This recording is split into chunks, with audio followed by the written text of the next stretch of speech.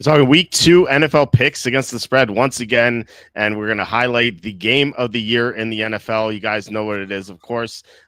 Before we get into everything, please hit like, subscribe, comment below, share this video, visit the link in the description for the merch store. As always, I'm wearing something for the merch store. It is our Pedo Pete t-shirt. You can get that as well as everything else here. We have a 20% off sale. You can change the colors of the shirt. You can get it in long sleeve. You can get it in hoodie, women's tank top, and even infant onesie. So if you have a nephew or if you have a nephew or a niece, you can bother your brother or sister and give them something offensive to make them happy. So you can do that. You go to Amazon, buy my books. The most recent one is Jerks of the College Years, where I made fun of people. I saw at Penn State for 6 years. I was there for that long, and I had a lot of writing material, as you can imagine. So you guys have a lot of fun reading it. Also, please consider super chat, super stickers. It's the best way to support the show. We had a new super chatter on Wednesday, Dizam, I believe, for the $5 super chat. And in the past, we also had Armac and Slew. And then John Sanders yesterday gave us a $4 super chat just to not show Mac Jones with his shirt off. So you guys, I can't say enough. Thank you so much for contributing. It just really means a lot because these YouTube ads pay nothing. I always say it, but it's true. They pay nothing. So we are joined once again on a Friday/Saturday, but now Fridays. Quacky T, Tom, how's it going?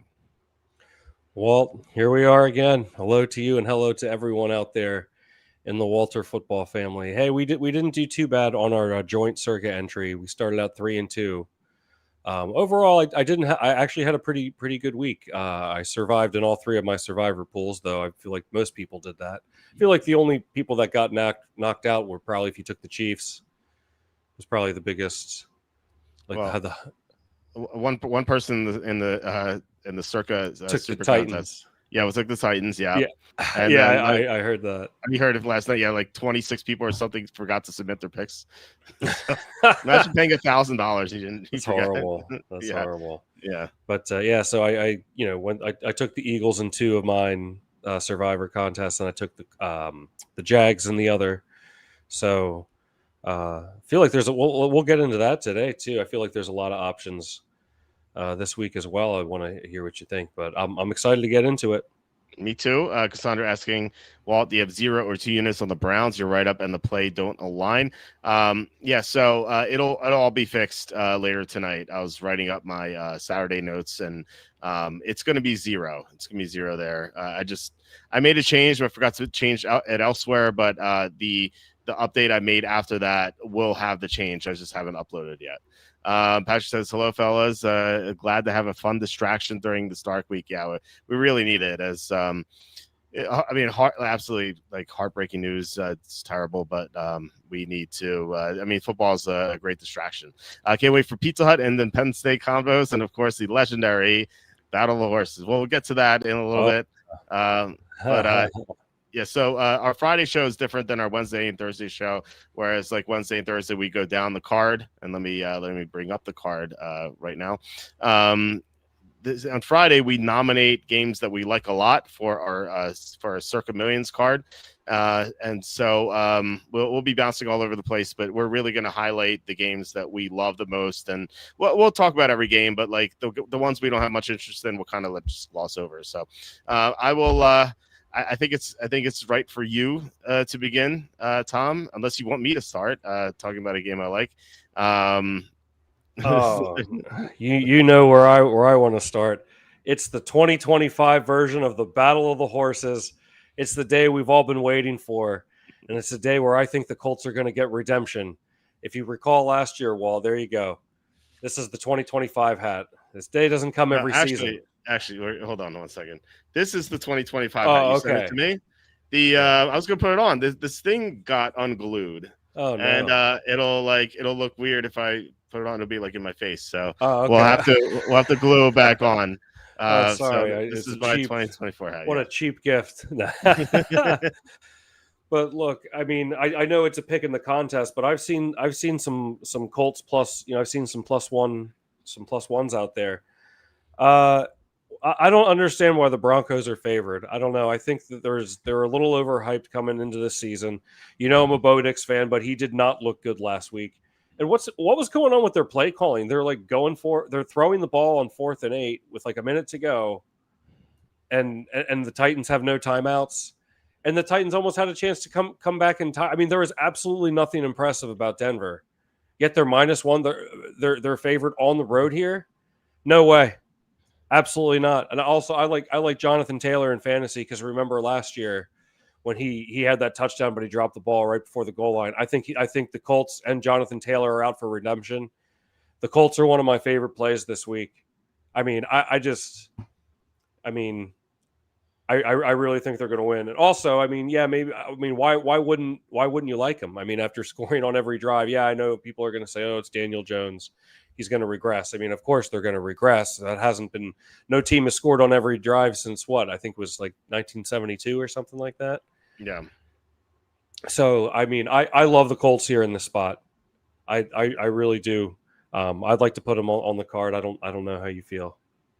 Well, as saying, waiting for Walter Football to design and offer Battle of the Horses cowboy hat. Yeah, I was gonna do something for that. I didn't consider the cowboy hat. Well, we'll have to do that too. I don't know if Zazzle has it, but we will have to do it.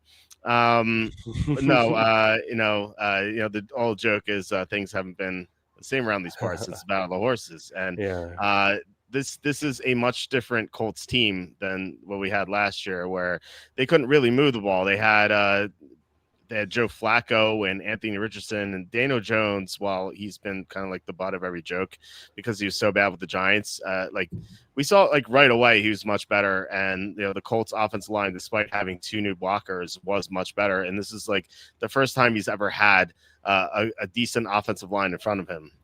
He's always had Andrew Thomas, but like nothing else. And here it's like a complete unit. And so he has time to throw. He has good receivers. He barely had any good receivers in New York. He had like Malik Neighbors for a half a year, and that was it. Like he's like Pittman, Downs, who's not even healthy. Tyler Warren looks like a stud. And then you get the Colts defense, which was great against Tua. I don't trust it to be that great all year, especially this week they might not have Laiatu Latu, who was outstanding last week, albeit against such a bad offensive line. So maybe we should take that with a grain of salt. But no, I mean, look, he was the first round pick. He was the first defensive player chosen in his class, so it's not surprising he was good. But he's gonna be out. But like one of the main things here is that the Broncos. Sean Payton has an awful record to start the year. He's 3-19-1 against the spread in weeks 1 and 2, dating back to when he came off suspension from Bountygate. And I don't know why he starts so slowly, but he does, and he's just not good in these early games. And we saw it last week. Like Tennessee's not a good team. Like Denver at full strength, maybe mid-season would have destroyed Tennessee, but they almost lost the game when it was 13-12 and they recovered the muff punt. They actually in live betting they were favored in that game, which is kind of crazy. Like they easily Tennessee easily could have won that game at the end. So like if Denver almost loses to Tennessee at home, who are they to be favored at Indianapolis? I agree. I think the Colts are the right side. Evan and I nearly took them in our joint super contest card. There are games I like better, but I think the Colts are a good play here. The one thing I don't like is that the line moves so much. It was +3.5. Now it's only +1.5, so we don't even get the 3. But I think the Colts are going to win this one in the revenge of the Battle of the Horses. I agree. And look, just to be clear with everyone, I'm not suggesting after the Colts. I mean, obviously they played great, but it was, I recognize it was against an absolutely horrific effort by the Dolphins. And I'm not trying to get, I'm not getting like Fitzmagic syndrome here over Daniel Jones or anything like that. So, but I really like this spot for them. I wasn't impressed with the Broncos at all. Yeah. I mean, would you say? I mean, whose week 1 opponent was worse? Do you think the Titans? Where do you compare the Titans to the Dolphins? They're both Group F for me. So yeah, I mean, they're pretty even. Yeah, one handled them and one almost lost. Yeah. So just saying for whatever it's worth. So yeah, I like the Colts.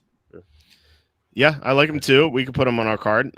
They're not going to be in my card because, like I said, there are other games I like more. Like if the Colts are still plus 3.5, I think I'd consider them for the card, but it's not plus 3.5 anymore. It's plus 1.5. But I still like them enough to put them on our joint card. And like I said, they almost made the card I have with Evan. Like they were very close. So they're in the maybe pile toward the end. But yeah, I'm all board on board with the Battle of the Horses. Feel like we have to take it. It'll be game of the year. Yeah. Game of the year. How about too? Sorry, I didn't even. We can just address it briefly, but I can't believe how strong my Green Bay Packers look. Yeah, I will say though, and look, I'm a lifelong Packers fan, so I've seen the same song and dance many times before, where we have a great record and then we lose the first playoff game, or we get embarrassed in an NFC Championship game. So I'm still hesitant, but it's exciting to watch so far. Yeah, they've looked great. They haven't allowed a touchdown outside of garbage time yet. Their defense is disgusting. The linebackers are fast. They have a great pass rush. I was worried about their defensive backs heading into the year, but they've looked great so far.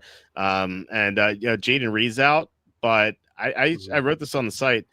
I think that it could help them. I think this could be like a blessing in disguise because it might get Matthew Golden on the field. And so, like, by the time Jaden Reed returns, like, Golden's going to be potentially a big factor in the offense. So they're going to have him going. They're going to get Reed back. They'll still have Dobbs. Crafts looks terrific. And it is what is this, third year, I think. The Packers look super strong, and they are the third highest favorite to win the Super Bowl right now. They are like plus 600, 650. The one thing I will say with like these because I've seen a lot of strong Packers teams in my day, and both for most of my life the Packers have been really good, but it's like in both the week 1 game versus the Lions and last night, it's like they were like the offense looked great, but it felt like they should have like done a little bit better. Like I felt like they should have hung. They had the momentum of a team that was going to hang 40 on you, yet they only had 27. They scored 27 both games, right? Yeah. So it's like, and that's fine. As especially as dominant as that defense is, I feel like if they score 27 every game, they're going to win almost every game, as good as that defense is. But it's like, I worry that eventually that'll come back. They had the momentum and felt like a team that was about to hang 40 on you, and I just wonder down the line, and I don't mean to be so like pessimistic, but for all the tough playoff losses I've suffered as a Packers fan, I'm entitled to have my reservations yet. But obviously, I love what I see, but I just don't want to get too excited yet. I don't want to set myself up for a letdown. That's what it boils down to. Sounds like it's like a girl you like, but you think that she might like you back, but you don't know yet. And it's like, oh, this could be something here, but I don't know. She's sending me mixed signals because she has in the past, but things are looking good now. I hear you. I haven't been a fan of a team in a long time. So I don't quite know that feeling anymore. Mm-hmm. And like girl wise, I've been married for almost a decade too. So I from that aspect, I haven't experienced that in a while yet. So while you said that, it's like brings back memories, those feelings, Yeah. What people say, live your best life. I say, I try to live my mediocre life. That way my expectations are often exceeded. It's the way to go. I reckon it's the recommended method. You can't beat mediocrity. You just can't. Well, no, you set yourself up. It's more, set the bar low so your expectations can be exceeded.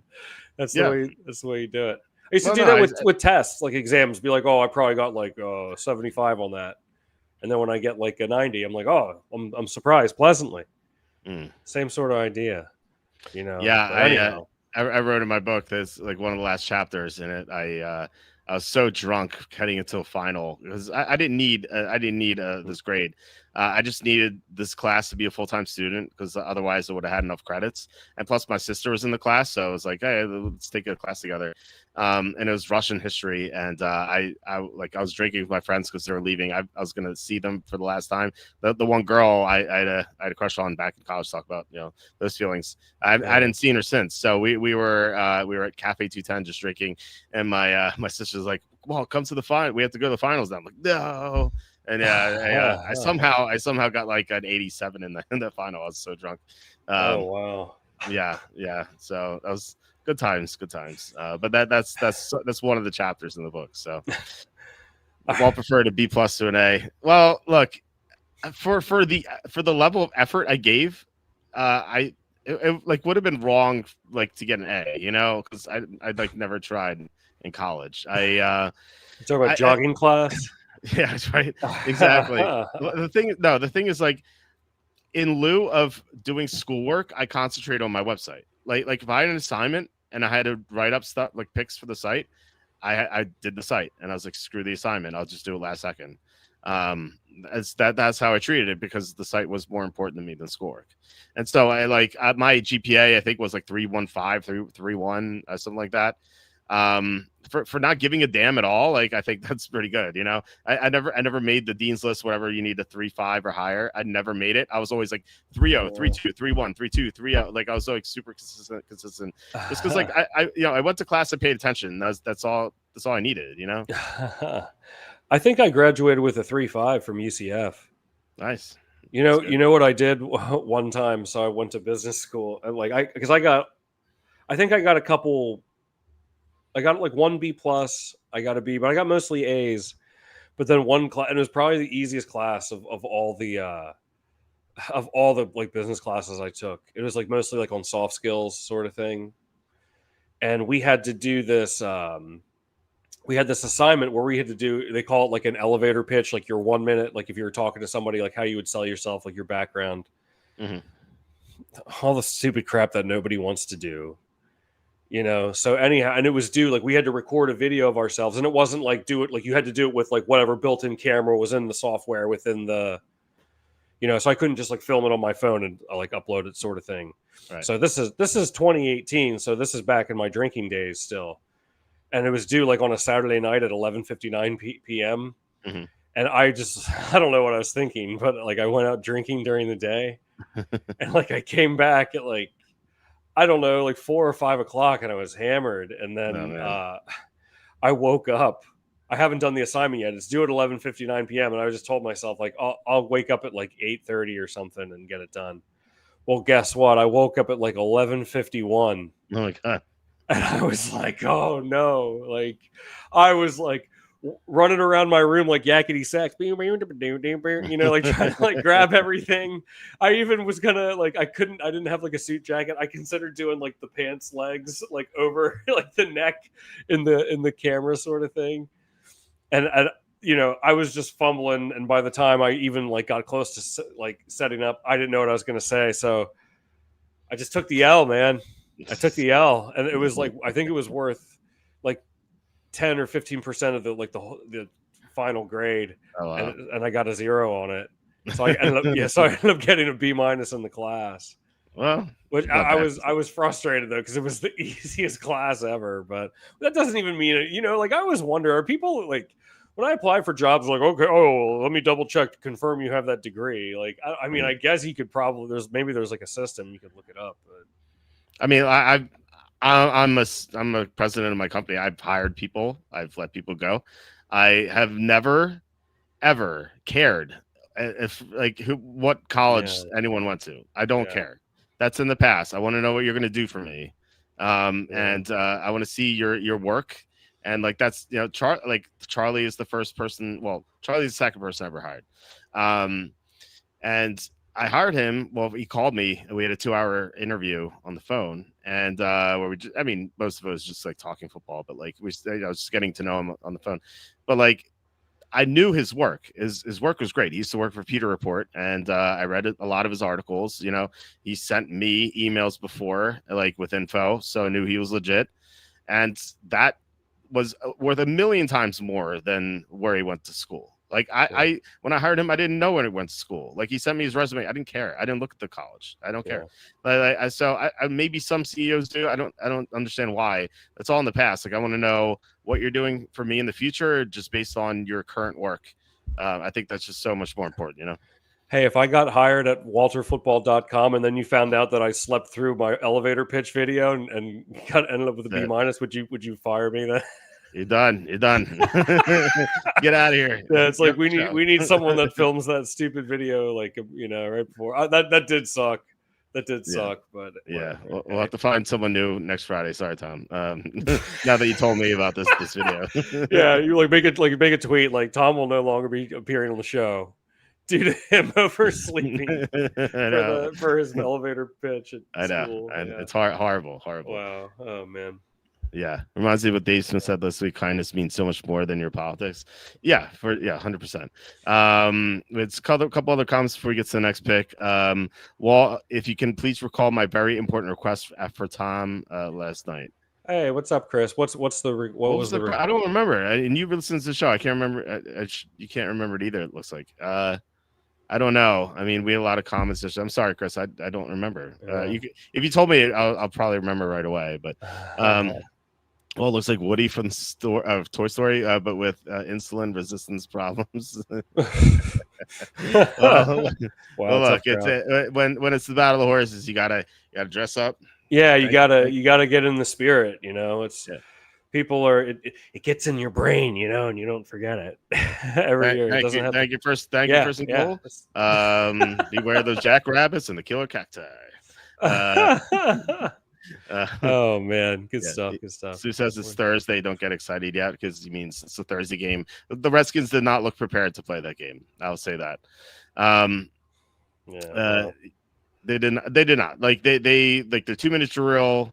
Their substitution package, that one play where they had to use a timeout, it didn't look like they were quite focused. Now, I don't want to make excuses for them because they look like the inferior team, and I think that we could safely say they are. But if this were a Sunday game, I think it would have been closer. But no, I'm not.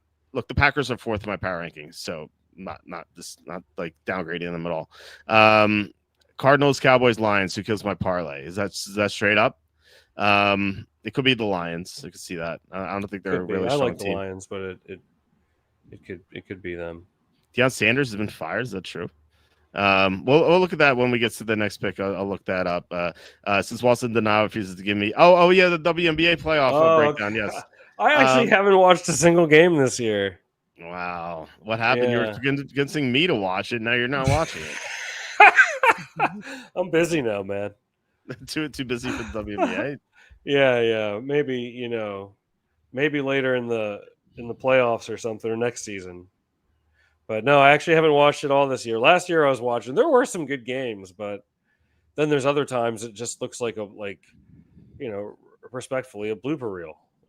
But I mean, every now and then, like you would see some games. It's like they were like nailing threes back to back. I was like, damn, this is actually decent. So no, Deion Sanders has not been fired from his head coaching role. However, his son Shiloh fired him as personal agent. Wow, there we go. So fired by his own son. Well, there we go. Okay, that's pretty bad. I got money line picks. Let me know how you feel. Canelo, 49ers, Lions, Bengals. I think the Bengals are going to lose. I think the Lions can lose. I don't know anything about Canelo. I know it's the fight, but I'm not not MMA expert guy.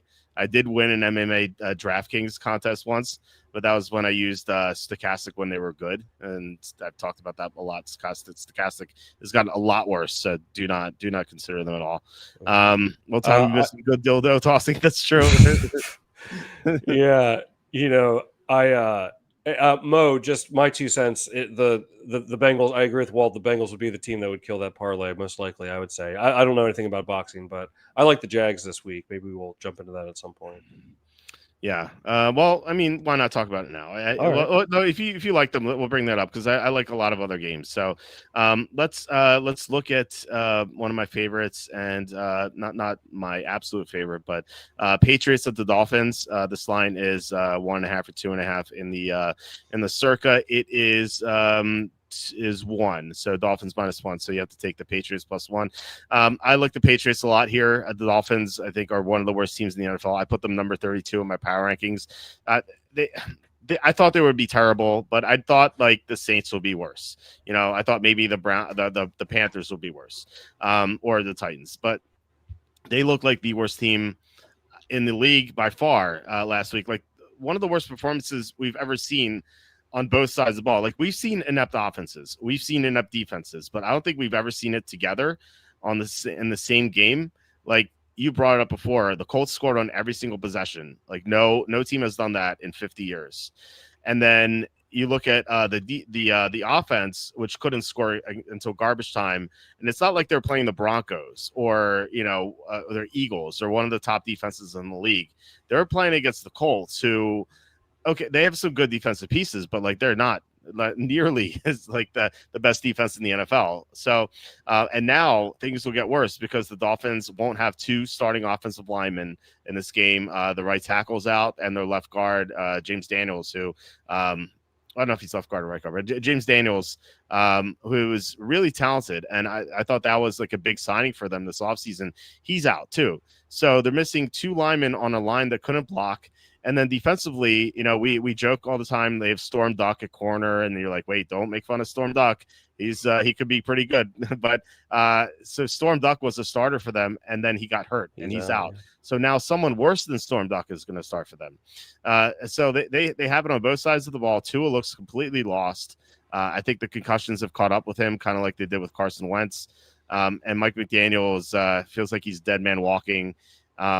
I don't understand why the Patriots aren't favored in this game. And like the only concern I had was like, oh, it's gonna be hot and humid in Miami. It's actually not gonna be that hot. It's like gonna be 84 or something. There are like Tennessee. It's gonna be hotter in Tennessee, for example. And there might be thunderstorms, so it might be cloudy, and plus the rain could cool that place off a little bit. So, how much do you like the Patriots? Because they're definitely on my card. I like the Patriots. I don't love them. I mean, the thing here, it's like, why are the Dolphins favored? I mean, what do they think is going to be different this week? Like that was one of the most pathetic displays I've ever seen, and now like they're favored. I mean, who can get behind them? Like the only reason the public likes them. Really, 60% of the public money is on the Dolphins. I'll tell you what, I like maybe pairing Drake May and Booty. Yeah, I can see it in fantasy, especially in Storm Duck's out. There's no Storm Duck. You can't stop anyone. I don't know. Like I feel like that locker room was kind of lost going into the season, and then they just got dragged in that first game. I mean, there was absolutely not. I mean, yeah, they scored a touchdown, but like virtually, like what was like nothing positive happened. Nothing positive happened, and now they're favored. Like, okay, yeah, like I guess like they could like flip a light switch and be completely different or something, but like I don't see how they're favored after that. And I'm not saying that like the Patriots necessarily look terrific either. I mean, but I don't. I do have one reservation. Remember, even the New England historically struggles in Miami for whatever that's worth to anybody. Even when Brady was on the team. When he was there, he had a losing record in Miami. I think we talked about that about 2 or 3 years ago. Oh, yeah. So for those that are, looking at the weather angle, the heat angle sort of thing, I feel like that might factor into that losing record over that period of time. So, I do like the Patriots. But I don't know. I'm puzzled by this line. I can't imagine. I don't know. It was just like one of the worst performances I've seen in recent history, I feel like, and now they're favored. So that's kind of threw me for a loop, I guess. But yeah, I do like the Patriots. That'd be my only hesitation. Yeah, you're right about the Patriots not having success there. The last time they won in Miami is 2019, although that was a 43-0 win. So, and that Miami team was pathetic. The Patriots were minus 18 in that game, and they easily covered. So, it could be that like, okay, if Miami was like even a below average team, you would take them here, but they could be the worst team in the NFL. So why even back them the past is the past. Like this horrible Miami team has nothing to do with the other ones. So even though the Patriots have had their struggles there, beating the worst team in the NFL shouldn't be difficult no matter where you play them. So I like the Patriots aren't great, but they're certainly better than Miami, I think. And like the fact that the public is on Miami just completely just makes me feel fine about backing the Patriots here when it's clear that the Patriots should be favored. I agree. I thought the same thing. It's like why are they favored? They're not the better team in my eyes, and I feel like most people would. Well, I guess not if the public's on Miami, but it's definitely. I'll definitely consider it for the card. I feel like we might get. I'll put it on the maybe pile, but we'll see how where we end up once we go through everything. Yeah, Patrick says I felt so old today when a kid I was working with for my job. My fantasy with Jimmy Graham, Drew Brees won me a league in 2013. He said he was 1 year old in 2013. Oh my God. That's pretty wild. Yeah. I mean, look, insane, we're all getting old here. No one's getting younger. Yeah. So I was actually thinking about that. Because like, I mean, we're about the same age. We're just a few years apart. And to think about this way, like we started watching football in the 90s, and like the Buccaneers, who started, they were the original winless team. That famous quote by the coach who said, like, what do you think about your team's execution? And he said, I'm in favor of it. Like that team was founded 20 years before we started watching football. Wow. And think about like the newest franchise we've had was the Texans, was founded in 2002. They've been around for about 20 years, like the same amount of time that like the Bucs were founded when we started football versus the Texans being founded and now, it's the same time. That's crazy, man. Yeah, right. See, like I don't know why I thought that. I was like that. Oh man, I feel like super old. So yeah. Wow, that's a good one. That's a good one. Yeah. Jeez, I think the Broncos bring Daniel Jones and company back to earth this week. So Brandon's not in favor of the battle. Well, I mean, what makes you and thanks for joining, Brandon. What makes you think that though? I just wasn't impressed. And I'm not even suggesting that like in the long term, like I that the Colts will be like the better, like the team with the better record than the Broncos, but the Broncos just did not impress me at all in week one. So I'm shocked to see them favored. I think the wrong team's favored there. I think the Broncos be a nice buy low maybe after this week. If they lose to the Colts, I think there will be a nice buy low next week, because that'll be like week 3 when Peyton starts like doing better, Mm-hmm. What if I told you Daniel Jones would break a good record week 1 that hasn't broken in 50 years? Right? It's crazy. Yeah. I can't believe I looked up the WNBA championship odds early today, only for Tom, the only open WNBA fan I knew of. Tuned out. I know. I was. This is their last hope. Yeah. Sorry. I don't have the info this year. Last year I did all right. So. Yeah. My biggest reservations how badly Miami got embarrassed, but it's very possible they're just that bad. The players only meeting is another sign. McDaniel's lost the locker room. I saw the players only meeting. Yeah, that is definitely a sign. And I think this is a special case. I think like usually you can play on a team and a rebound, but I think they could just be that bad. Miami might be trading for rebuild picks by midseason. Yeah, and also don't forget there's the Tyreek Hill situation. He has the domestic abuse allegation. So like there's that too. I love Walter Football for the draft cards. Thank you so much, Space Explorer, for joining us. I really appreciate it. I've seen Daniel Jones play in person. Jones will be there saying, wait, that's not Storm Duck, that's Patrick Surtain. That's true. I think you grossly underestimate how emotional losing the Battle of the Horses can be. Yeah, you don't know. It weighs heavy on me last year. I don't know if I can take another loss this year. Yeah, that was rough. That's why the genesis of saying things haven't been the same around these parts since. That one hurt. That one hurt because you swore off betting for a couple months because of that. Yeah, for those who don't know, I don't think I placed a bet. I think I placed one bet between last year's Battle of the Horses and the Super Bowl. Wasn't it an anti-bet on the Chiefs because like you thought that if the Chiefs won, Yeah, you would win money, yeah. and if the Chiefs lost, you'd be happy. Yeah, exactly. It was one of those. I think I might have thrown in one on Christmas too, but yeah, between then and the Super Bowl, like I could count on one hand. I was so done because Jonathan Taylor. I mean, that was going to put them up 14, I believe, right? Or either 21. It 11. was gonna be 21-6, I think, right? That's right. That's right. Yeah. Okay. Yeah. Wow. So even more. Yeah. So they were going to be up 15, but he ended up. So no touchdown, and then they threw it was like a backwards like gadget play, like a backwards like pass, Yeah. and they intercepted it and took it back, Mm-hmm.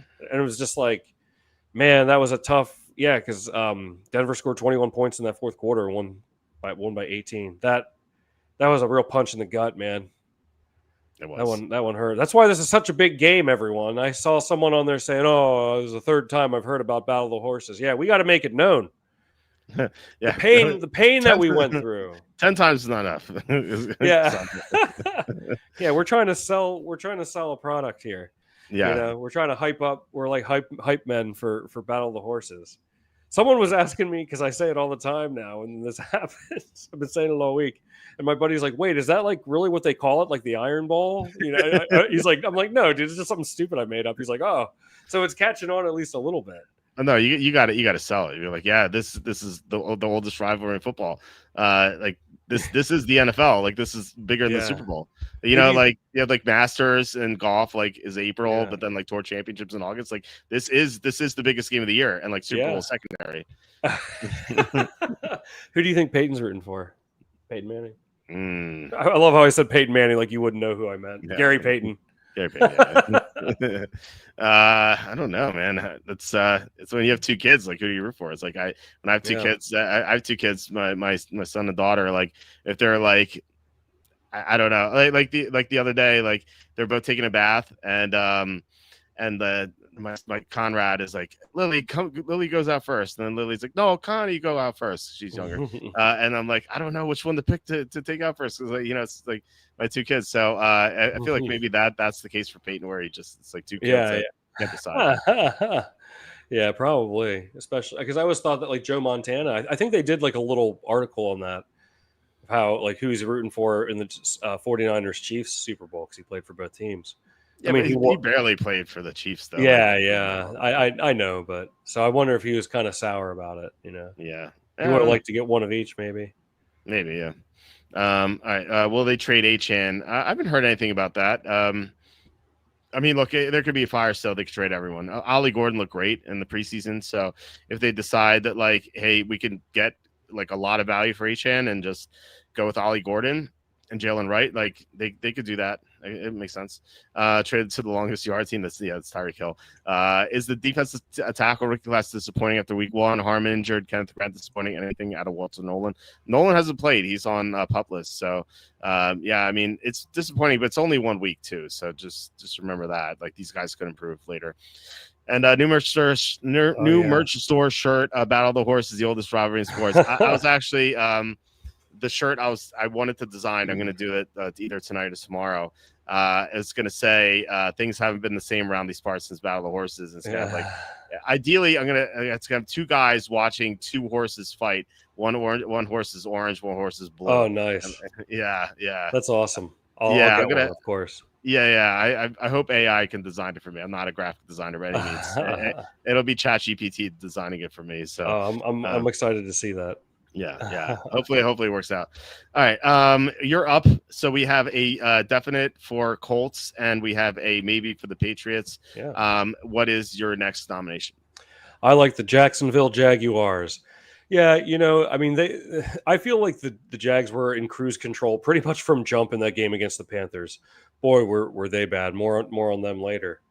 But I feel like they were kind of like, we had this game won. At no point did I ever feel like the Panthers even had a chance. You know what? It had a 16-point win. And Brian Thomas Jr., I know he scored a touchdown, but from a yardage perspective, he really wasn't even involved that much. Yeah. The Bengals should not. Oh, sorry. Go ahead.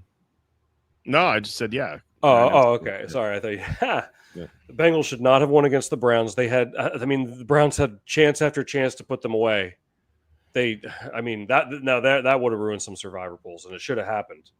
Yeah. I mean, they can't block. Burrow got sacked on 3 consecutive plays there at the end of the game. He had 113 yards passing. Obviously, I expect that to improve, but and then who do they have on defense? Hendrickson. I mean, right. Yeah. I really like. I really like that. Even ETN had a good game for the Jags. I know they got rid of Tank Bigsby, so I guess they're just sticking with ETN then. But I don't know. I think I like the Jags team. I think they're a team that'll exceed expectations. And the Bengals, I don't know why. Why would I take the Bengals here? They did not play. They should have lost time after time against the Browns. So I like the Jags here. If you want to put them on the card. Yeah, look, I mean, this is the other team that really struggles in the first 2 weeks. The Bengals are 2-9 straight up in weeks 1 and 2 under Zach Taylor / Joe Burrow.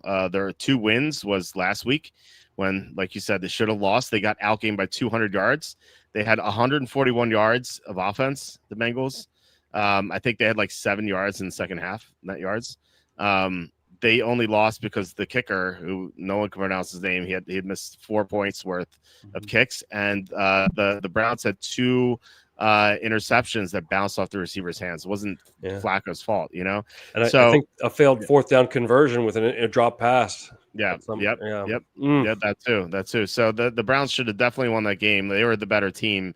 And so you have a team that was worse than the Browns. And I know the Bengals have had their issues in Cleveland, but still, they were clearly worse than the Browns last week. And now they're favored by more than a field goal at home against a team that is at least okay. They're maybe the Jaguars. The Jaguars aren't probably not as good as the final score indicated last week just because Carolina's awful. But the Jaguars aren't a bad team either. They're probably average. They have a good offense. Their defense is shaky. Their offensive line played well last week, but the Panthers pass rush was pathetic. I was looking up some stats, by the way. Maybe I'll save it for the Panthers when we discuss the Panthers. I'll save it for that. But anyway, I think you can make the case that the Jaguars are better. If not they're at least even with the Bengals. And so you have 2 even teams. They don't give 3 points for home anymore. It's 1.5 now. So this line should be 1.5 and it's 3.5. So we're getting some great value with that key number of 3. And this is another game, by the way, where the line has dropped 2 points, but it's much less significant because, you have the Colts dropping from 3.5 to 1.5. So you lose out on the 3, but 5.5 to 3.5, you just miss out on the 4. And the 4 is not that big of a key number. So even though I think people think it is, but it's really not. 4 hits just as often as 5 does. So I like the Jaguars a lot. They're one of my favorite plays, and I'm glad you brought them up because I want them on the card. Oh, okay, fantastic. Yeah, love to hear that. Who would you consider starting in DFS? Lawrence and there's 3 different quarterback receiver combinations I like. The one Booty and Drake May. Sorry, I just drew a blank for a second. Mm-hmm. And then maybe either Travis Hunter or Thomas Jr. with Trevor Lawrence, or then maybe we'll get to this later, Aaron Rodgers and DK Metcalf. But I think that there might be a better one out there, and maybe I guess I might as well mention it's not a DFS show, so I mention now. I think the Eagles. We have Jalen Hurts and AJ Brown. For 2 reasons. 3 reasons actually. First of all, you have the squeaky wheel narrative with AJ Brown, who only caught 1 pass. I love getting great players coming off horrible performances. They're going to be on, and even Nick Sirianni says he even said we have to get the ball to AJ. That's 1. 2 is that AJ Brown is the best against man, and the Chiefs run so much man, so it's just a great matchup from that perspective. And 3, the Chiefs are elite against the run. They were number 1 against the run last year. And look, they shut down Saquon in the Super Bowl. They shut down Hampton in week 1. But as great against the run as they're horrible against the pass. Their pass funnel defense, one of the highest pass funnel defenses in the NFL. And so this could be a shootout type of game. the Chiefs offense with Mahomes. Mahomes is going to be up for this one, like coming off a loss. I think these two teams could push each other, and this could be a shootout. So yeah, I like Hurts and AJ Brown too. And like AJ Brown's very cheap this week. He's like 6,600. So wow, yeah. So I like, maybe I'll make a lineup with that too. Yeah, I do like of the three you mentioned. I like May to Butte the most because Butte is very cheap and May is pretty cheap. If you do Lawrence, I would not put Hunter in. I'd put Lawrence with Thomas and Strange actually, because the Jaguar coach said that Hunter's going to focus a little bit more on defense this week, and Cincinnati, they're awful against tight ends. Like if you look at the box score last week. The Browns had not just one but two tight ends who like had their ceiling games, like Fannin and Njoku both went nuts in that game.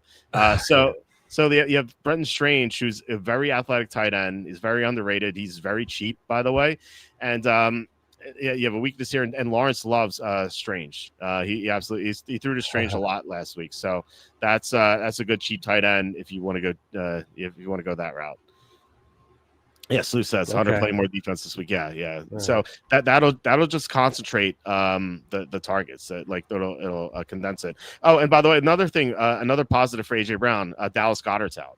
So like it's going to condense. That's going to be condensed too. Mm-hmm.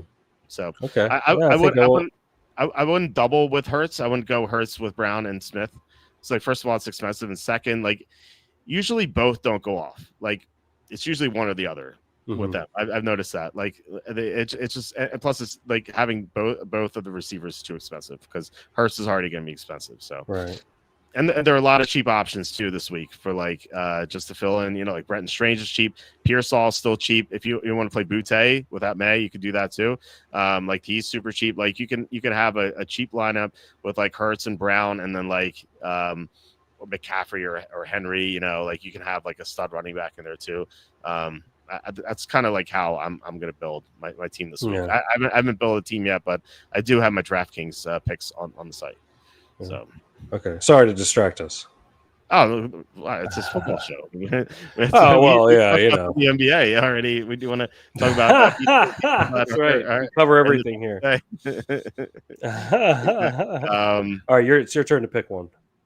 Yes. There was a comment I wanted to. Here it is. Chris says that this says bold the NFL to schedule a clash with two of the Jungle Cat teams at the same week as Battle of Horses. Yeah, clash of Cats is Bengals Jaguars. So the Panthers too. I can't believe we didn't think of that. Clash of the Cats. Clash of the Cats. Dang it. That was the Clash of the Cats worked out great in my favor. I took the Jaguars in one of my Survivor leagues. So that's right. We have to have all that.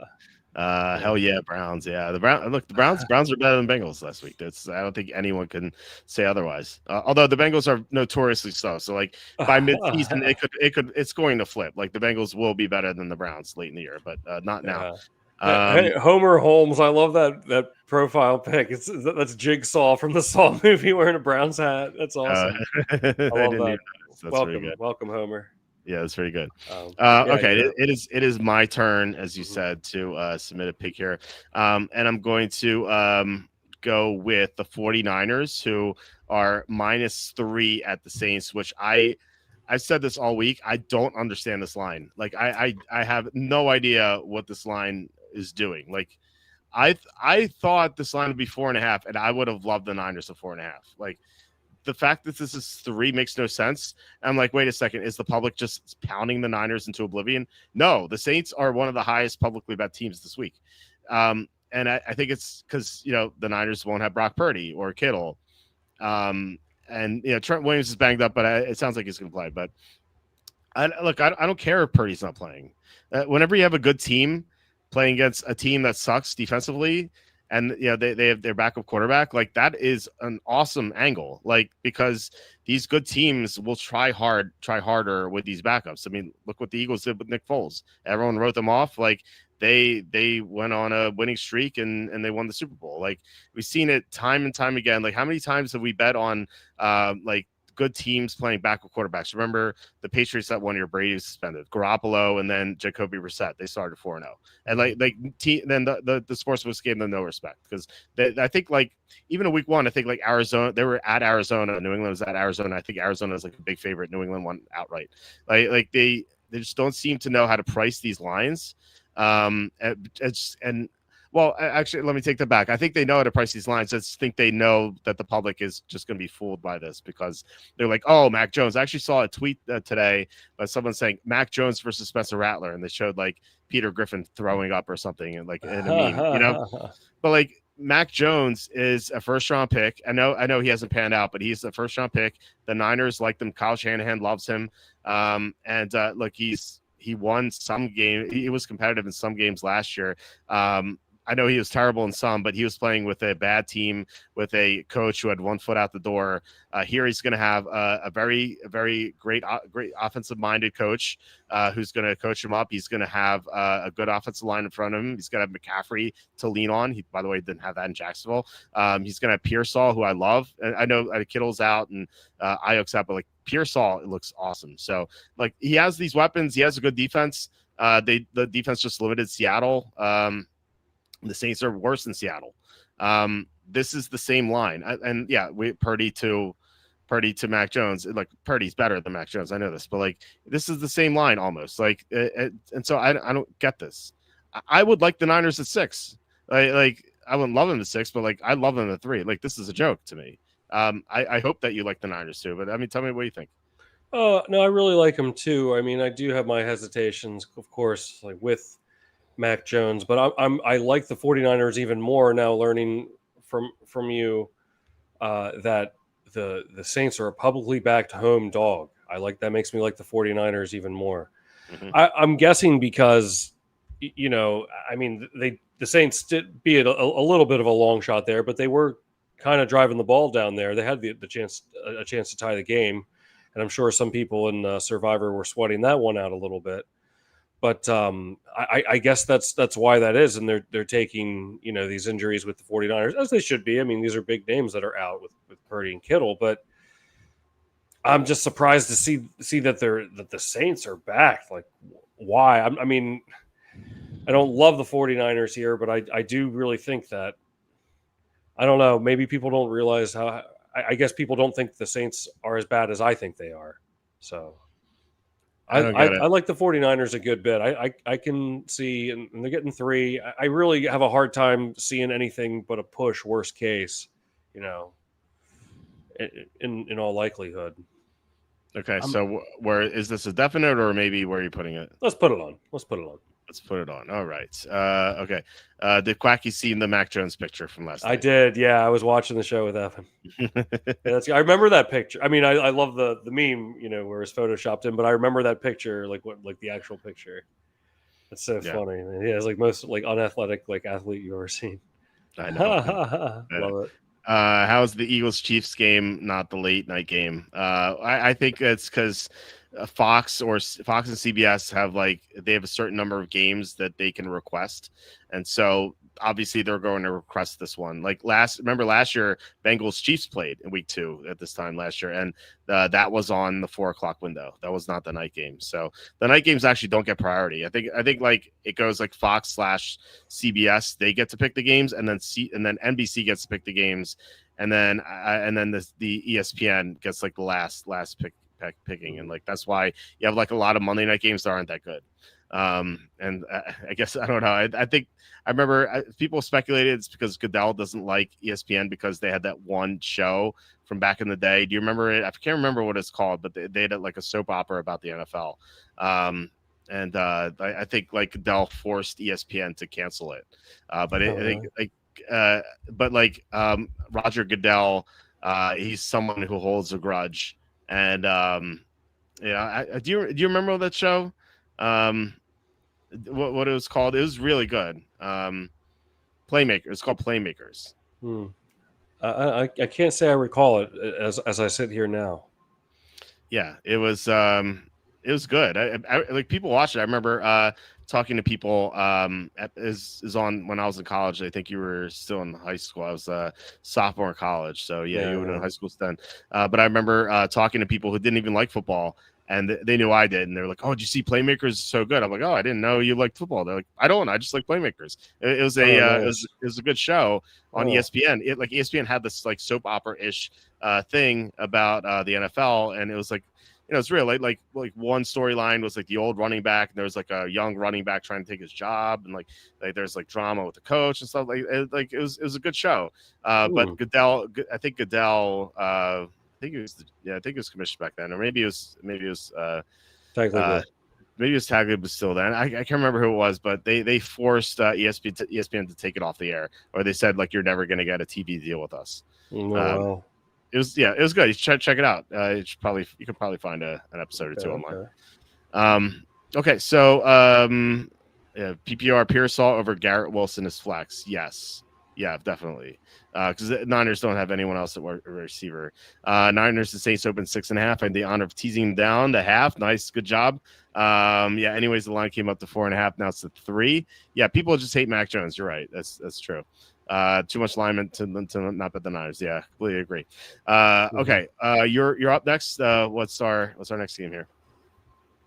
I'm going to go with the Steelers here. Now, I know. Okay, now just hear me out on this. I know that game. We can talk about the Jets a little bit later, and that that was a very exciting game, of course, the Steelers-Jets game. But I mean, look, I'm not trying to say like Justin Fields is going to be great, but like, you telling me he didn't know anything? He had to have at least some sort of advantage, right? So like playing on Pittsburgh last year. I mean, I don't know. I feel like at least a little bit. At worst, neutral. So anyhow, my point is that's why I'm not going to, partially why I'm not going to like kind of, give up here on the Pittsburgh defense. Yeah, they had a bad game, but like, I don't know. At the end of the day, I guess you could have said the same thing before the start of last game. But you telling me Sam Darnold's going to outdo Rodgers, or Rodgers can't beat him by 3? I don't know, man. Like, there was like nothing going for the Seahawks offense outside of Jackson Smith and Jigba. Then Darnold strip sacked himself to end the game. They're interconference on the road across 3 time zones.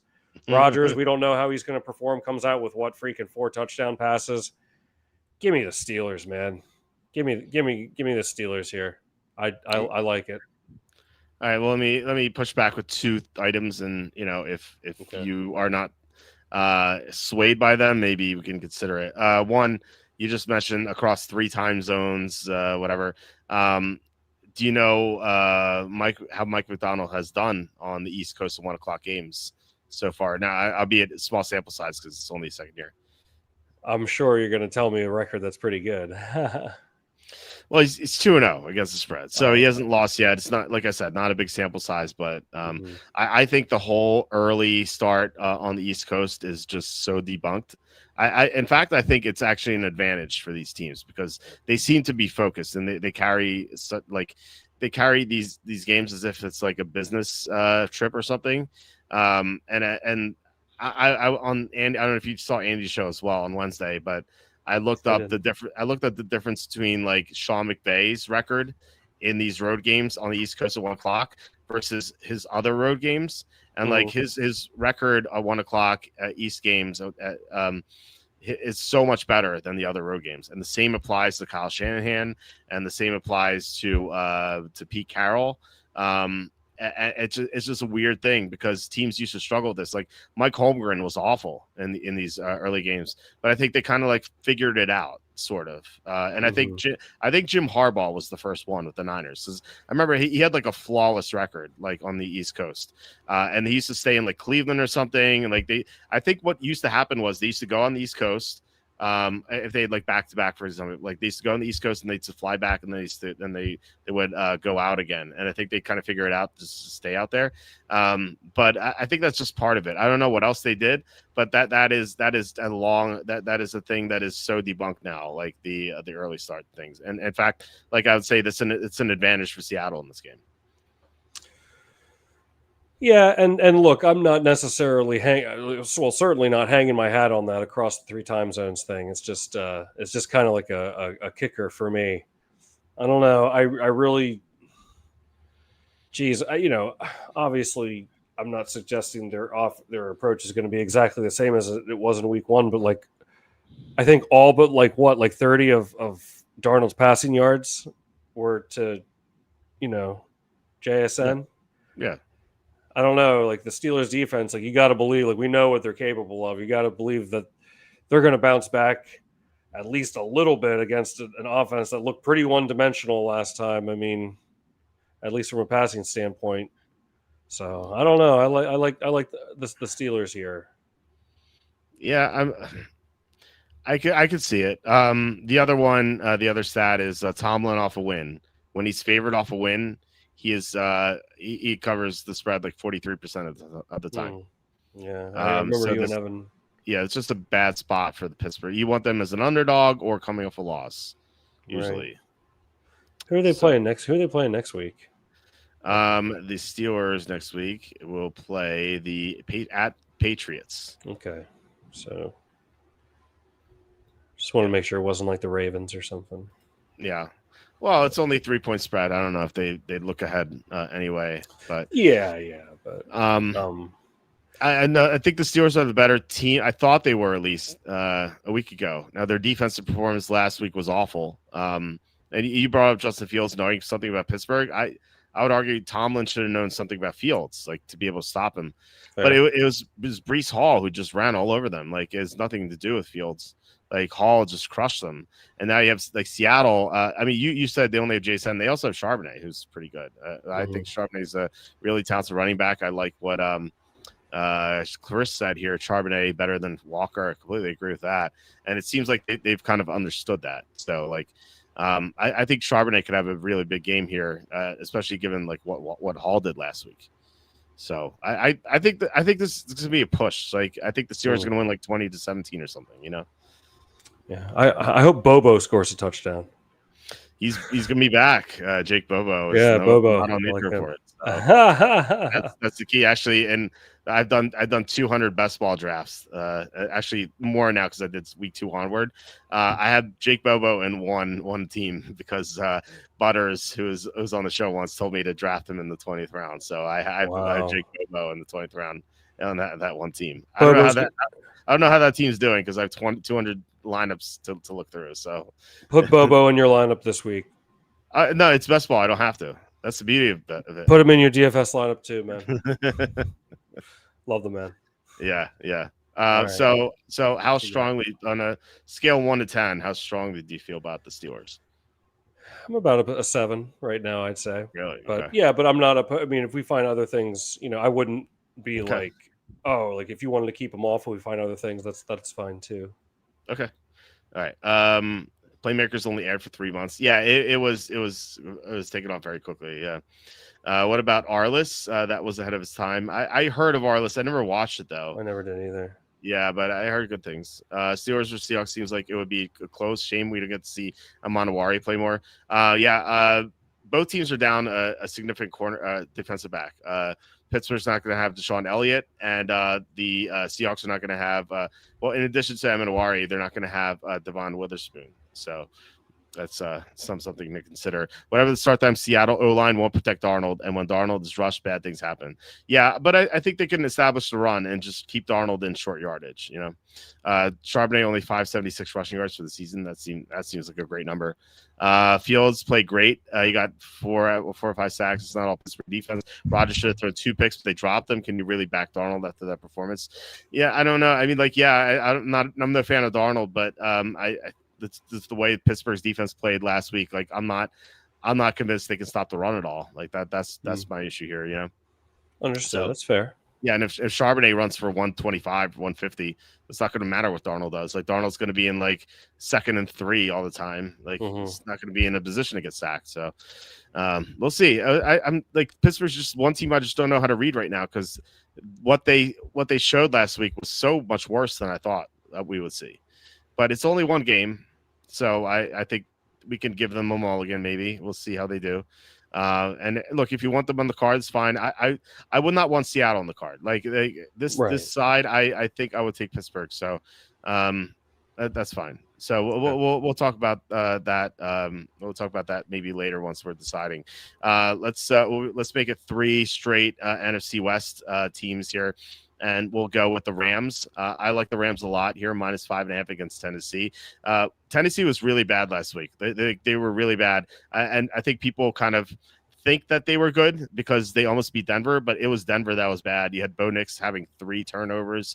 One was a miscommunication, but not really his fault, but like the other 2 were his fault. And then they had the muff punt, or muff kickoff return, which really set up Tennessee to potentially take the lead, but they didn't.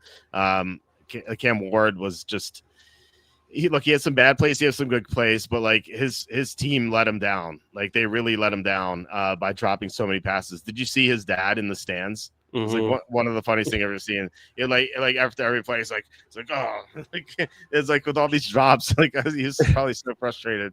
But no, they don't have a good supporting cast right now. And I know Ridley would be more freed up, but still, my main concern here for Tennessee is that I have a couple, but my main one is that their offensive line, which is going to be missing their best tackle, CJ Latham's going to be out.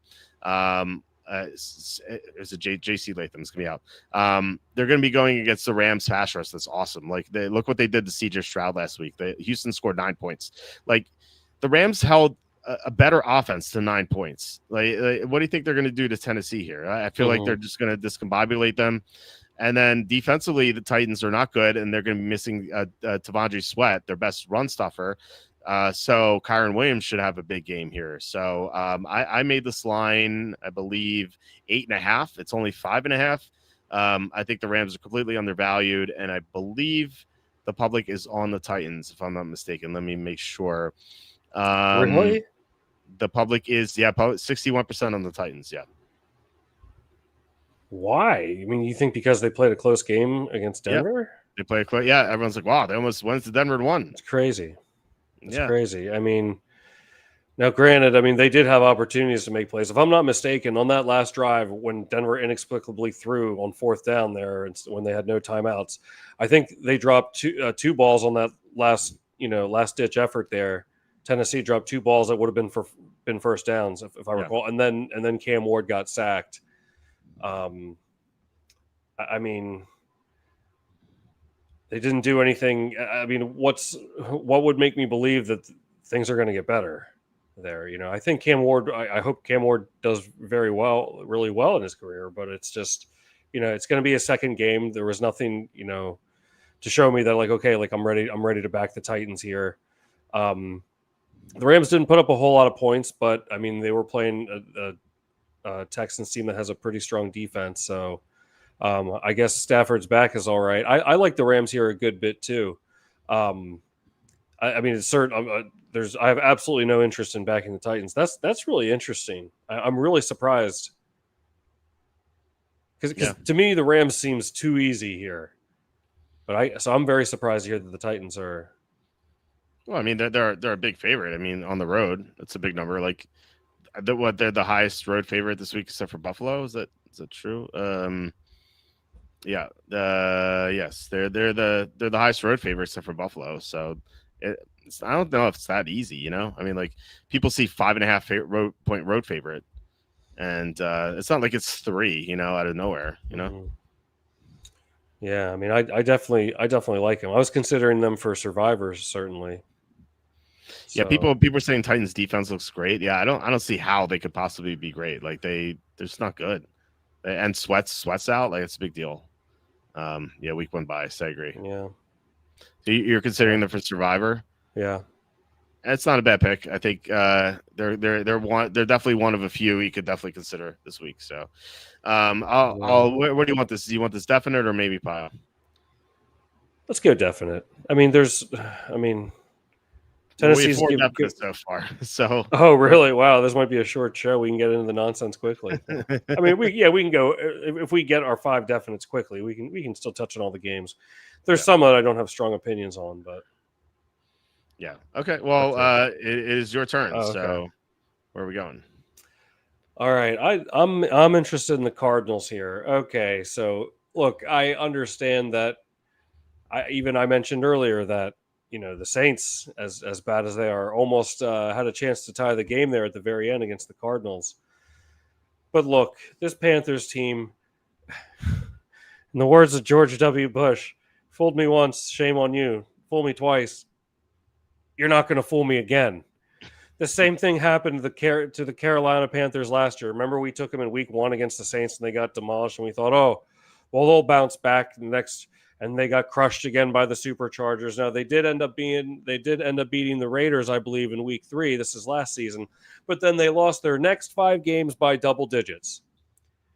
And this is the same. At one point, I did kind of consider, oh, maybe the Panthers will be a little bit better because they played some close games. I was one of the hipsters, as you deem it, but it's like what and like what is going to happen that's going to make it, like we used to say, like, oh, like maybe Bryce, remember we used to say last season, oh well, Bryce Young will have a bounce back game. A bounce back to what? That's not the one. Yeah.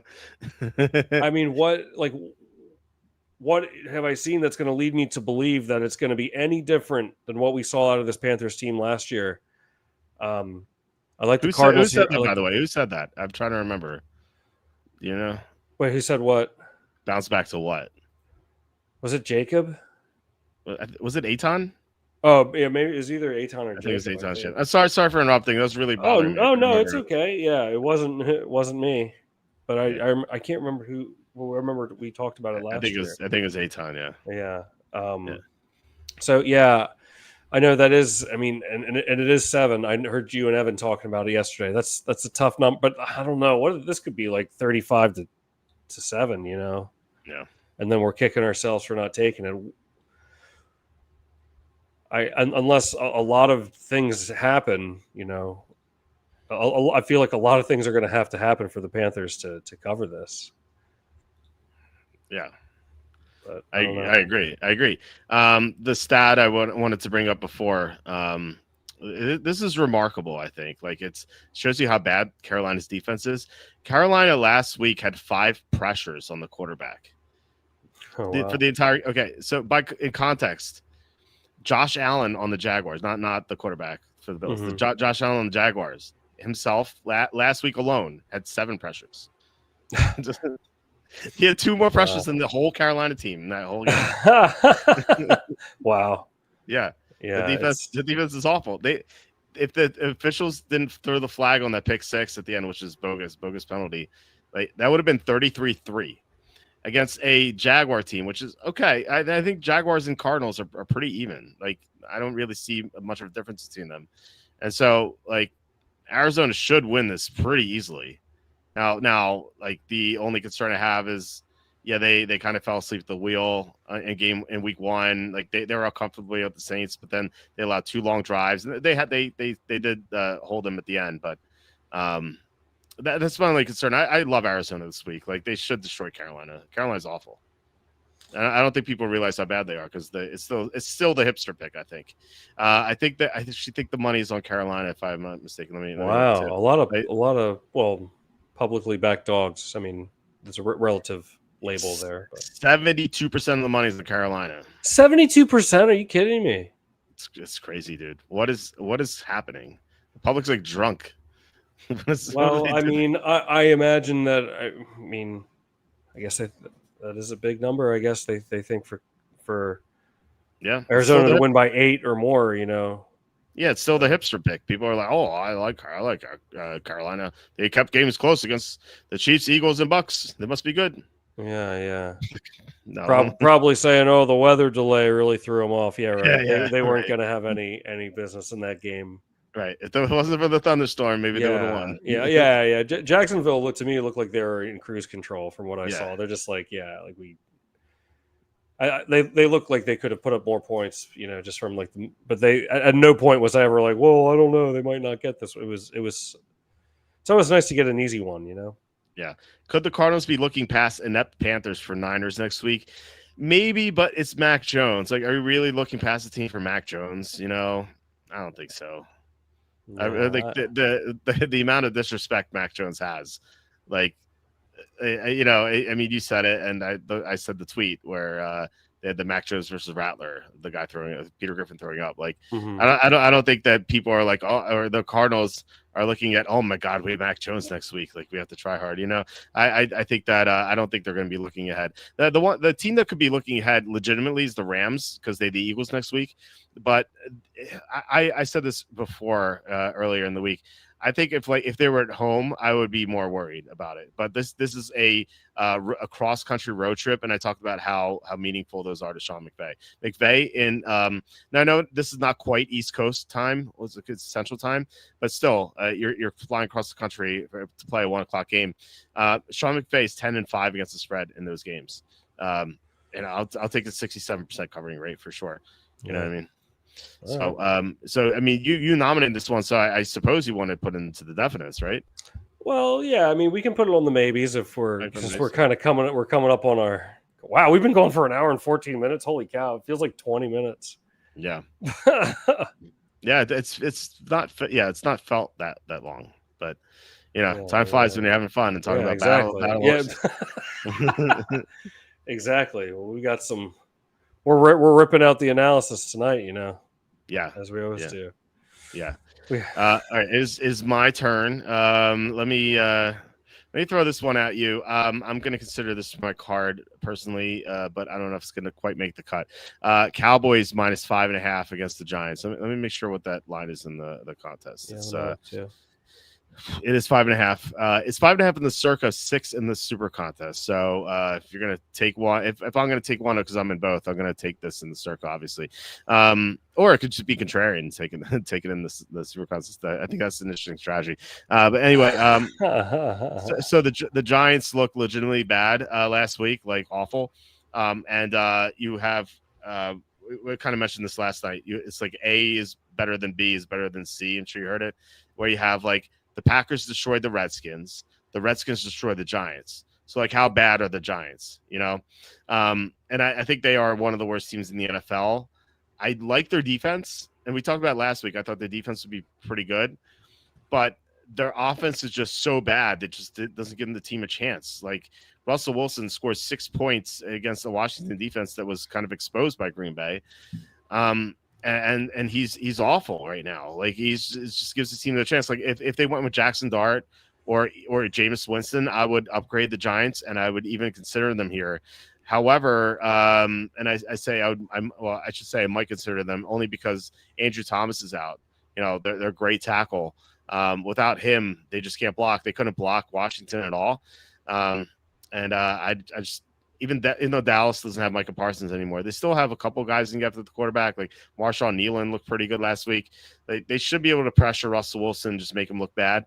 And the Cowboys typically dominate this rivalry. They won by 5 or more in like every single game, like dating back to like 4 or 5 years ago. So I like Dallas, but I don't know. It feels like a little too high, but then again, like the Giants are so awful. What do you think about this game? Yeah, I was actually considering Dallas for Survivor too. Oh man, I'm here to eat crow for my Giants call last week. I thought I had. I like them too. I like them too. Yeah. Yeah. Well, I thought it's crazy because we even caught a nice break at the end of the first half when it was 14-3, and then they had that. What was it? It was a runoff for the penalty, or for the intentional grounding. Was it? Yeah, they kind of goofed in the red zone. Yeah, and I was like, wow, well, that was a good break for the Giants. Maybe we will have a chance here. And it's just like, man, I'm done with Russell Wilson. I sat here and said that I've got to believe the situation is going to improve there with quarterback. No, I was wrong. But here's the thing. Then, I mean, do you think there's a chance they could pull him at like halftime or even sooner, and then put Dart in there? And then I don't know. I mean, I don't know what to expect from him. So that has me kind of hesitant. But if you have some insight there, then I'm intrigued to hear it. I have one piece of insight on Russell Wilson. I don't know. Please let me know what you think of this. Okay. Russell Wilson's literally the best in the NFL right now. Oh, it's definitely true. I parlayed him to win MVP and the Giants to win the Super Bowl. Yeah. He's I don't even know what number you can get to bet $1 on that. It was like a billion to one. No, like you win $1 billion for $1. Maybe just like it's a story to tell your friends. I guess like you're never gonna win. Yeah. Can we bet him not to win MVP? Yeah, it's like minus 20 billion, like trillion. Yeah, you have to lay $1 million to win $1. yeah, and then he comes out and he like puts the league on notice. Yeah, right, exactly. Yeah, that's exactly what happened. And he literally my life's ruined. Yeah, and my life's ruined. Yeah, exactly. I just lost 20 million. Yeah. Well, can you imagine that? You lost. Hey, I lost $20 million. Wow, on what? I bet Russell Wilson to not win for $1. MVP, yeah. Right. I really needed that $1. Yeah, I was trying to just win $1. Right. Oh my God. Great stuff. Poor Malik Neighbors. Yeah, well, things will get better for him when Dart or Winston comes in. Colorado's just announced Deion Sanders will no longer be head coach. It's the second time we heard this. No, it's Deion got fired by his son as manager. That's not true. Yeah, Chargers fans really want Neighbors, and I bet he wishes he was there. Yeah, that's true. But Joe Walt, I mean, he's holding down the fort with no Rashawn Slater. So, Joe Walt's incredible. Yeah. Going Joe Walt was a genius move. Yeah, I mean, Joe Walt's been incredible. ESPN has confirmed Deion is out. I don't know. I'll look it up again. I feel like people are forcing me to look up the story. Let me see. Dude, I'm looking at news. Hold on. I mean, this is old news, so old news. This is old news. I'll if it's out there, I'll find it. Let me see. Let's see. I don't know. I mean, yeah, I don't see anything. I don't see anything about that. So, no, I don't. I think that might be fake news. Deion Sanders comes to H-Town, quits football. Yeah, I don't know. I'm not seeing on Twitter. Like I typed in Deion Sanders fired, and there's like nothing's going on. There's like 6 tweets in the past 2 hours, but someone says Deion Sanders needs to be fired. If Deion was anyone else, he'd be fired by now. And like, there's no blue check bar tweets saying anything. Anyway, so what are your thoughts on having the Cowboys in our contest? Yeah, what are they? We got them at 5.5, right? Yeah, I'm definitely interested. I'm definitely interested in it because I like him for Survivor as well. Giants, I mean, very similar to the Panthers. I mean, you keep thinking, or at least I do. I keep thinking. I did this last season with them. It's like, I think they should be getting a little bit better. No, it just seems like they never do. And I mean, Dallas, I feel like they definitely could have beat the Eagles. I mean, obviously having Jalen Carter out right away helped. Yeah. Help that, but I mean, I don't know. I can't back the Giants and the Cowboys. I feel like they crush the Giants every single year, like no matter how good they are. Yep. So yeah, you gotta like them here. I gotta feel like 80% of the money's on Dallas though. Let's see. Well, if the trend holds up, the public's gonna be on the Giants. Looks like about 50-50. 52% Dallas, so nothing there. Wow. Sharp money on Dallas though, for sure. And that moved the line. It was 3. It was 3 when it opened. It was like 3 for like an hour, and it was just really like just skyrocketed. Because I saw a 3, I'm like 3. That seems so low. And then like by the time I went back to the game, it was already like 4.5. So people just jumped on that real quick. Wow. Alt is awesome, but Herbert to Neighbors for a decade would have been interesting. That's true. Yeah, I mean, look, you couldn't have gone wrong. It's like I don't know if they had Neighbors, you'd be like, oh, look at Joe Alt, he's awesome. Like, what would happen if Alt was protecting Herbert's blind side? I don't know. I mean, they're both great. Dable might be worse than McDaniel. It could maybe. That's certainly up for debate. They're both horrible. I don't know how Dable decided that Russell Wilson was better than Jameis Winston. That's just truly astonishing. Best in the league right now. ESPN has confirmed WNBA playoff discussion will boost Walt's ratings. Yes, all right. See, you heard it here first on the After Dark show. Yeah, we have good numbers for Friday night. 312 people watching. It's pretty good. Oh, nice, nice. A lot of people on X and stuff, but some on YouTube too. We usually have like some stragglers from on Twitch. We usually have like 5 people watching on Twitch, but like 0 tonight for some reason. It's kind of weird. I don't know. Oh wow. Maybe Friday night's a video game night or something.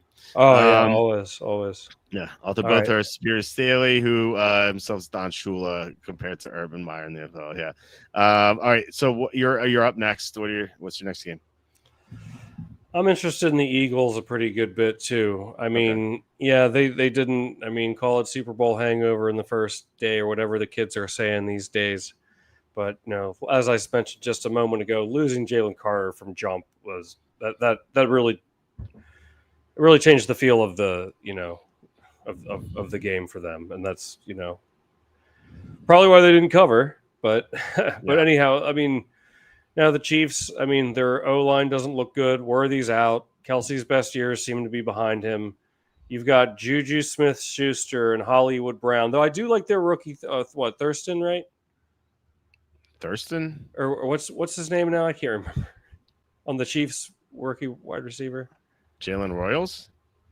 No. I think it's Tyquan Thornton. Thornton. Yeah, he's not rookie. He was on the Patriots for a few years. Oh, was he? What did I think? Yeah. I don't know why I think that. I think Thornton could be a decent threat. I think he's a good like DFS like sleeper maybe.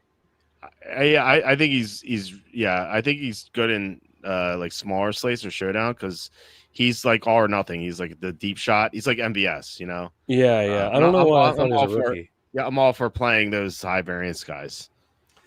Yeah, but I don't know. I was saying before the season started that I thought the Chiefs would lose in the first round of the playoffs this year. I don't know. I think this empire is going to start to crumble. I think the Eagles could win in a romp. I'd actually be interested in Eagles minus 9.5. Minus 9.5, really? Yeah, I think I do. It's interesting. I mean, I'm so torn on this game. This is like one of my least favorite games to handicap. I think like you have matchups favor the Eagles. I think they are the better team. I think that the Chiefs blocking is not going to be able to stop them, and I think AJ Brown's just going to go nuts in this game. It's just a great matchup for him.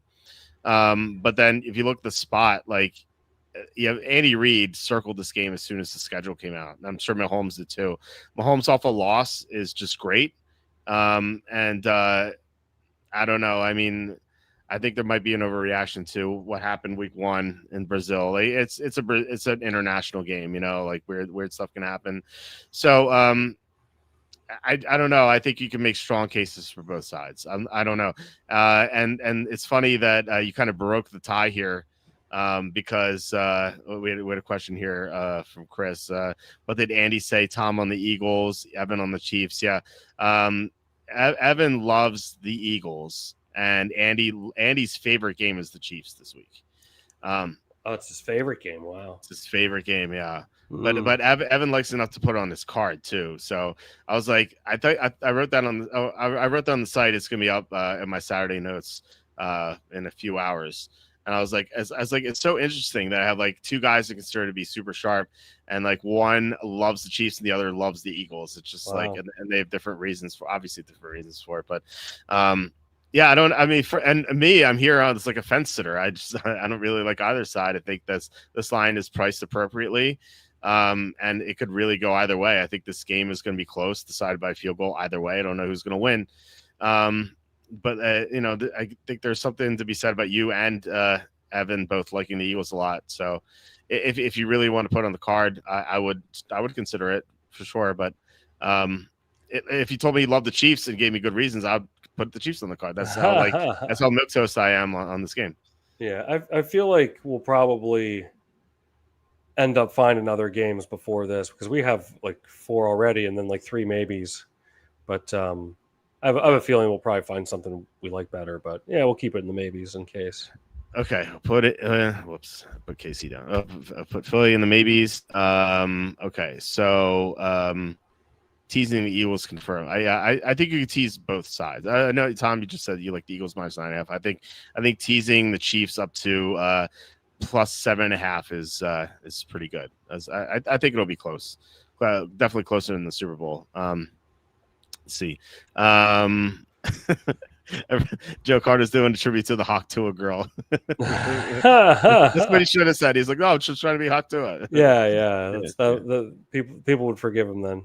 Yeah. Well, maybe not because she scammed people with her meme coin. Oh, that's right. I forgot about that. Yeah. She disappeared. Yeah, I got out of it right before it went down, man. That's how I made my riches. Are you joking? I can't tell. No, I never bought it. No. Okay. Just messing around. Okay. I was like, wait a second. You're trading meme coins here. And Milktoast is an all-time great word. Yes, it's awesome. I agree. Okay. My next one. Let's go Houston here. Houston -2.5 over Tampa. We have some injury stuff, but it's not confirmed because these teams haven't practiced on Saturday because this is one of the Monday night games. There's a chance the Buccaneers are going to be without both tackles. Tristan Wirfs is dealing with his injury. I think he's going to be out for like one more game, maybe. And then Luke Goedeke, the right tackle, has not practiced yet. So not having both tackles against Houston's pass rush is like Houston has one of the best pass rushes in the NFL. Like they limited the Rams to 14 points. The Rams have a lot of firepower. They limited the Rams to 14 points. I thought that was really impressive. And if like Tampa doesn't have either tackle, like that's a real concern. And then here you have an NFC South teams playing outside of the division, which has a great covering record. You just blindly play it like you are a rich person if you figured out that strategy. And Houston will come off a loss too. I like this. I like the spot for them. They're not even 3 in this game. I don't know. I like Houston here a decent amount. They are on the card. Evan and I have them on the card together. I don't know if they're going to quite make my card, but I will be betting them. So what are your thoughts on this game?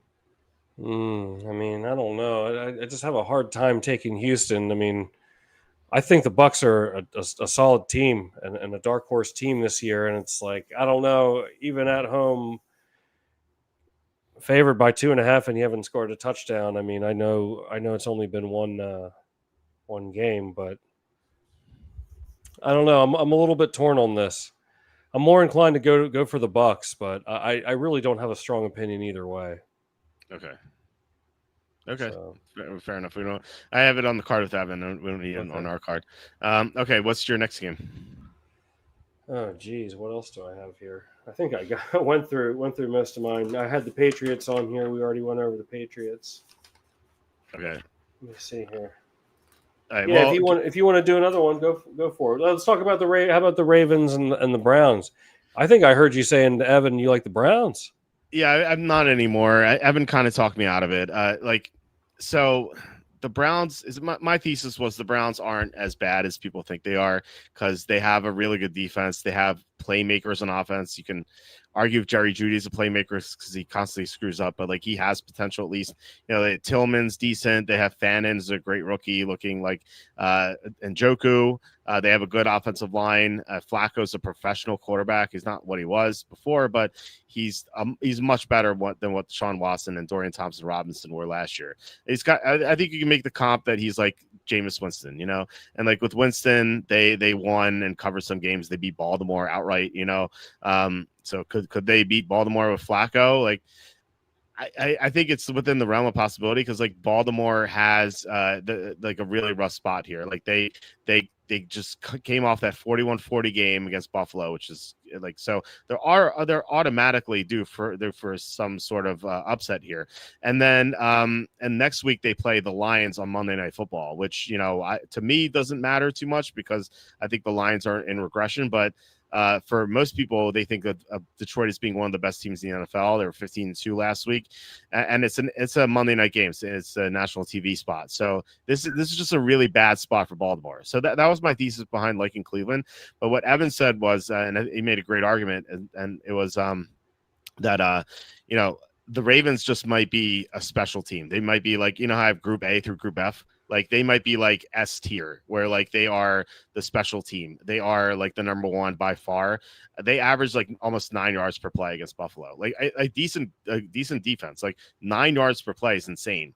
And so like, do you and Evan's like, do you really want to stand in front of this train? Like Lamar Jackson, Derrick Henry, they both look incredible. Their offensive line's great. Their defense is much better this year. Great coaching. I'm looking, no, not really. So I dropped this to 0 units, whereas before I liked it for a couple. What are your thoughts on this one? Yeah, I like the Ravens here. I don't like them as much as I initially did. I like them to cover coming off that emotional loss. I like them to cover this week more than I would like the Bills to cover. I feel like. I mean, because they lost. Yeah, I mean, I think that probably. Well, you know what? It's interesting because to counter what I'm about to say, think about last year. They played on opening night, had a dramatic loss at the end, Mm-hmm.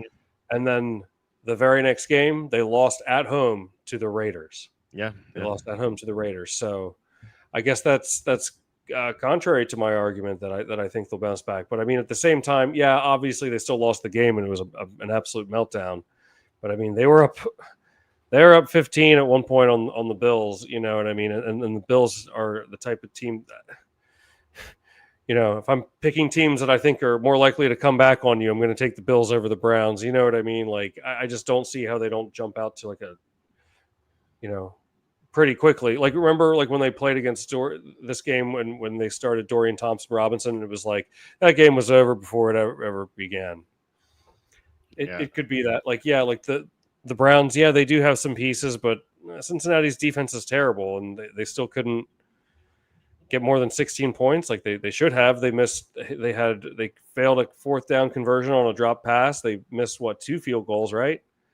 So they had the chance, and I just, not that I'm trying to sing the praise of the Ravens defense after giving up 41, but I just think they're far superior here.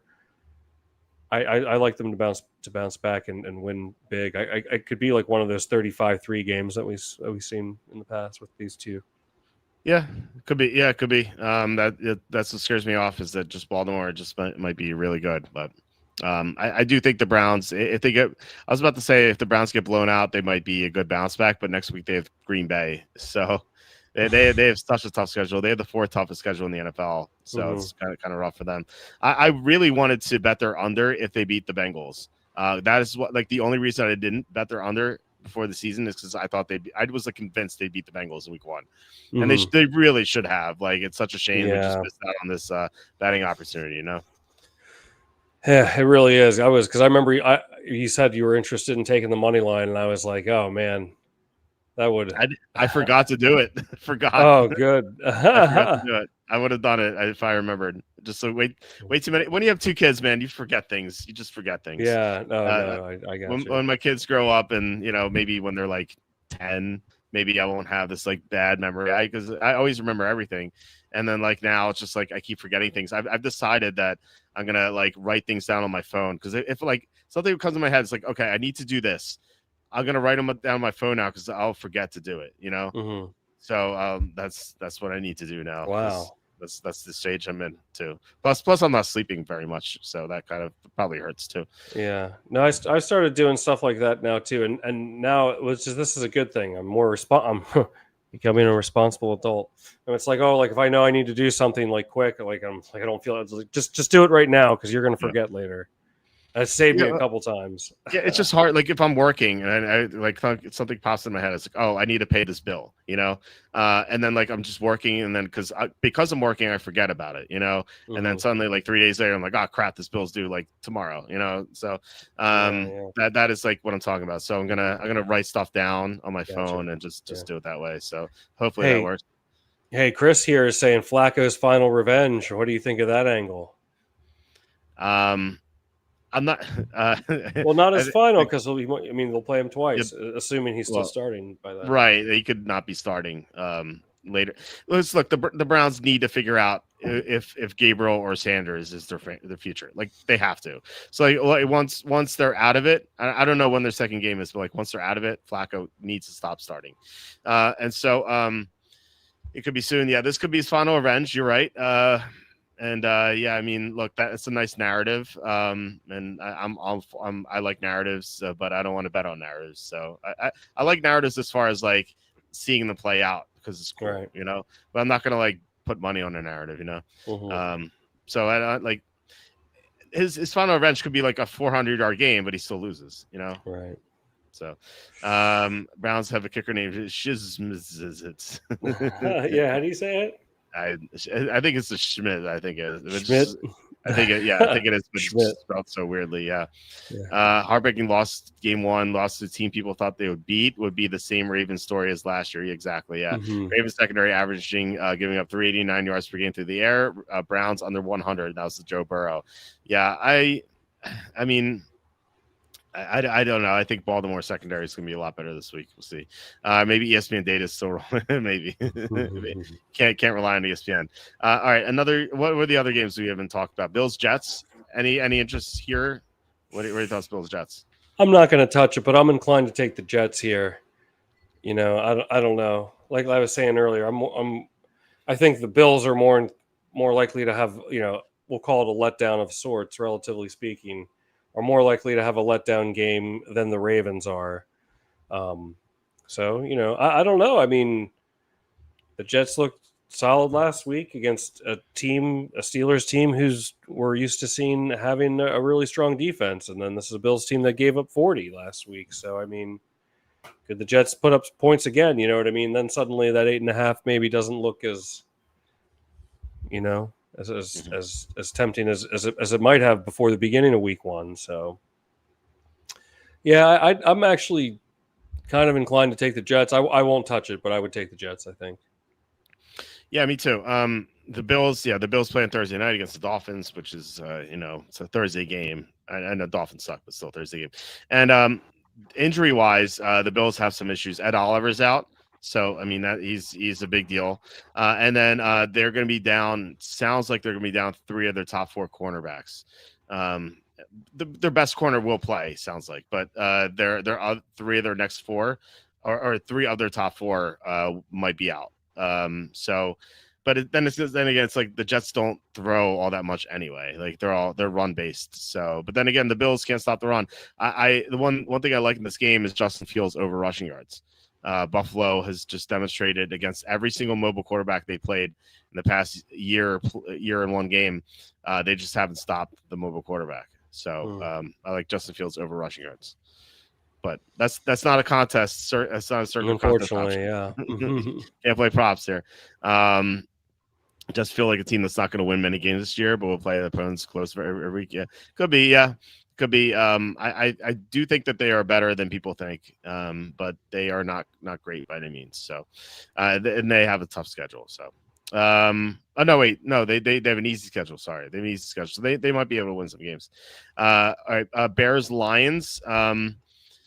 I initially thought I was going to bet the Bears like kind of heavily, and it's because basically the Ben Johnson. Well, a couple of things. Ben Johnson angle.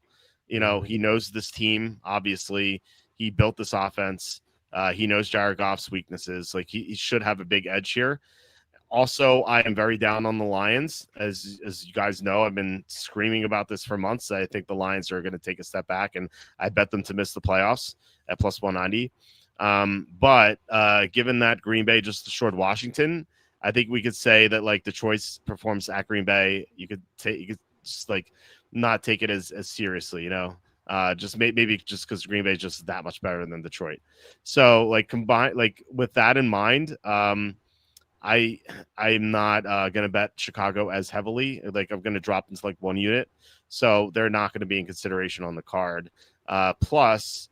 The number on the card is what, 6? It's 6. No, sorry, it's 5.5. The lines are minus 5.5, and it's 6.5 in real life. So we don't even get the 6, which you just can't do that here. So I am not going to bet this one. What do you think about this game? Oh yeah, I'm on opposite sides. I like the Lions here. I think they bounce back. I mean, look, I understand the Ben Johnson angle. And there's certainly merit to that, but I don't know. I really think this is an overreaction. Look, we've seen 2 games from Green Bay, and we know what that defense is capable of. I mean, I have a hard time seeing Detroit, especially the rushing attack, being held down. The Bears team, I just really didn't see anything that excited me. Yeah, from them. I mean, they were clinging to that 10-6 lead. Then they had a pick six. So I just outside of that first drive where Caleb Williams ran for a touchdown, I mean, I really didn't see anything that I was, super excited about. So I like the Lions to bounce back in a big way here, actually. Okay. But do I like? I like it. I don't love it, but I think there's a good chance they could win this pretty easily, and at home too. But interestingly enough, yeah, let's see, on Thanksgiving, right? What were the Lions, -10 or something against the Bears, and the Bears covered that.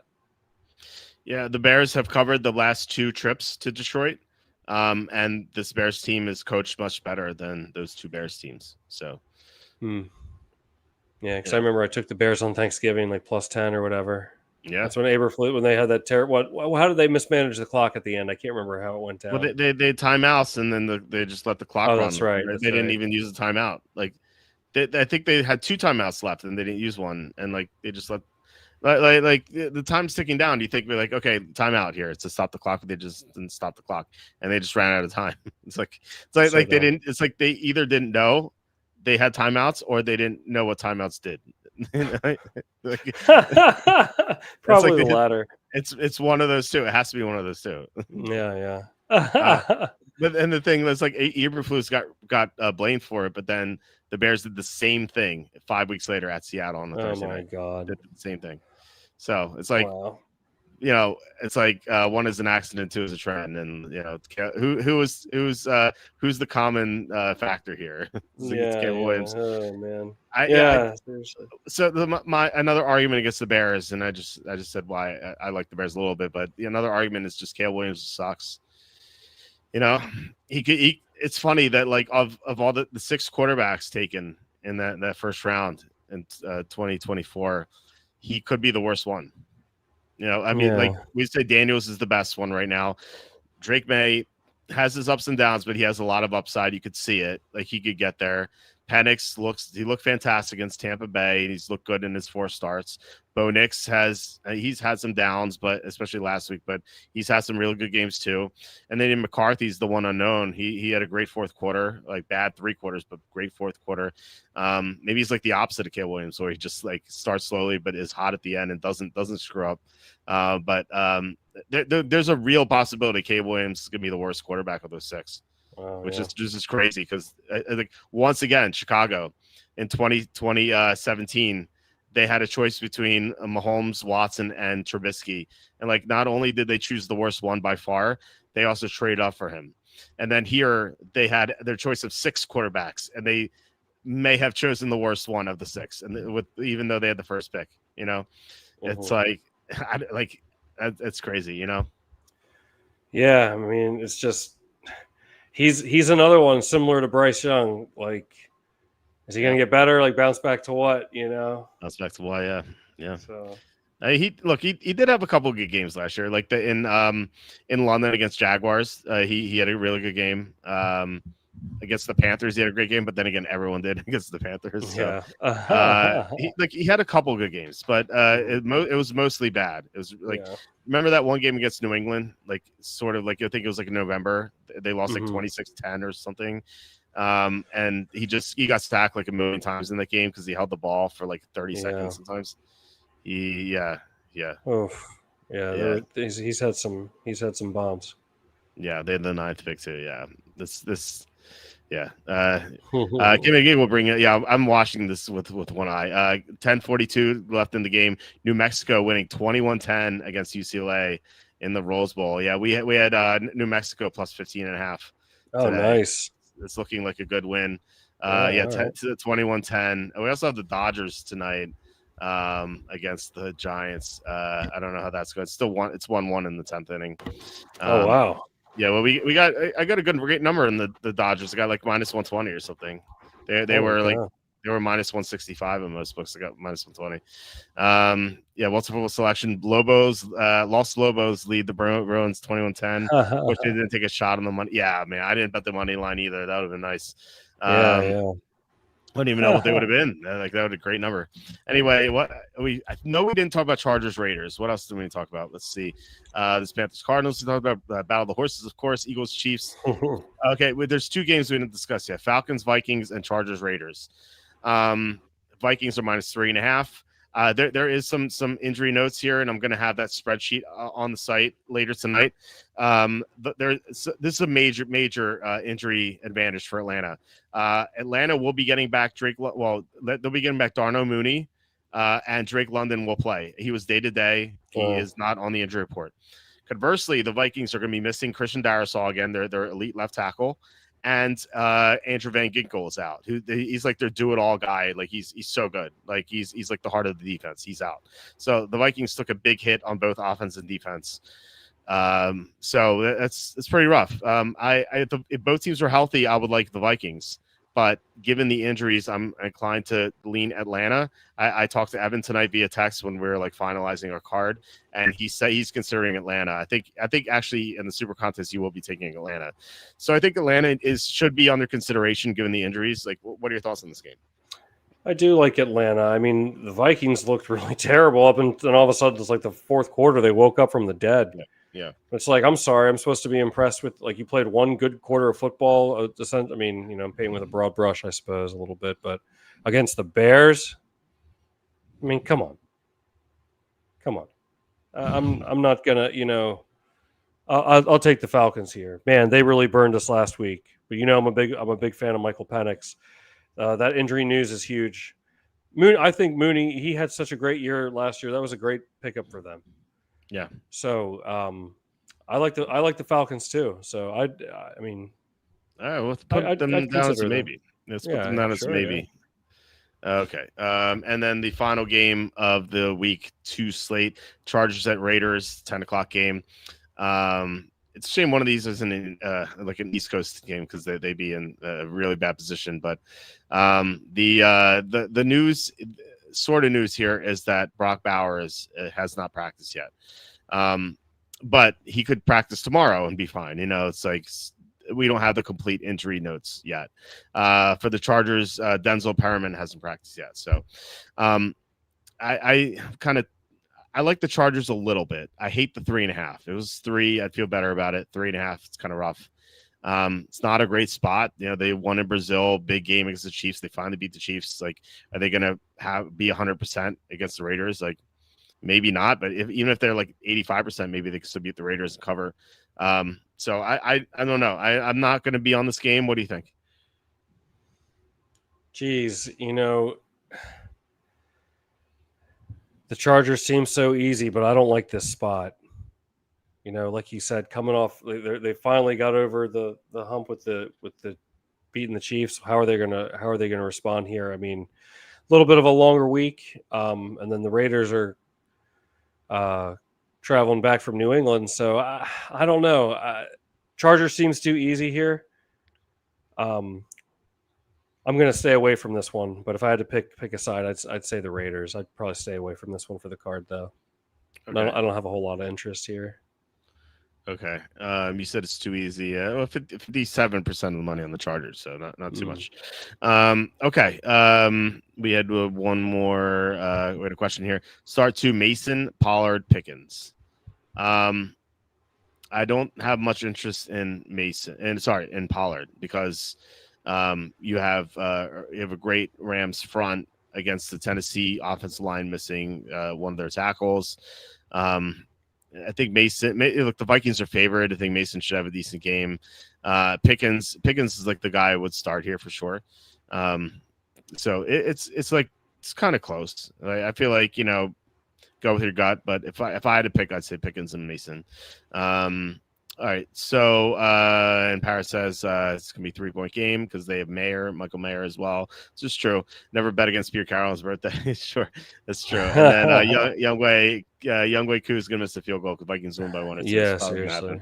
All right. So, to our card right now, we have 4 definites. We have the Colts in the Battle of the Horses. We have the Jaguars. We have the Niners, and we have the Rams. Our maybes we have 6 maybes, so 6 teams for one spot, unless you want to kick one of these definites out. Patriots, Steelers, Cardinals, Cowboys, Eagles, Falcons. I'm going to comment here so we have it down so you don't have to be like, wait, what did you say? Thank you. Yeah, thank you. I appreciate that. Okay, Because I would ask. Yeah. All right.